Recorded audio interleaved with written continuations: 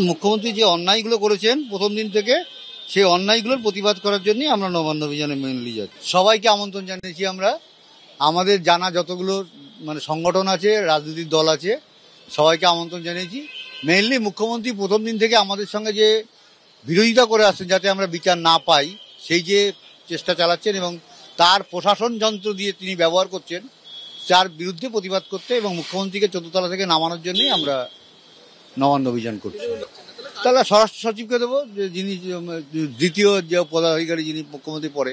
আজকে আমাদের যে গণতান্ত্রিক অধিকার সেটা হরণ করেছেন এবং আমরা যে নবান্ন অভিযান ডাক দিয়েছি তারই বিরুদ্ধে যেহেতু ডাক দিয়েছি, তিনি সেটা সহ্য না করতে পেরে বিভিন্ন আইপিএস, ওনার আইএএস অফিসারদের সঙ্গে 15-16 জন আইপিএস আইএএস অফিসারকে নিয়ে মিটিং করে যাতে এই নবান্ন অভিযান আমরা সফল করতে না পারি সেই চেষ্টা করছেন এবং বিভিন্ন রাস্তায় ব্যারিকেড করে সেটা বন্ধ করার চেষ্টা করছেন।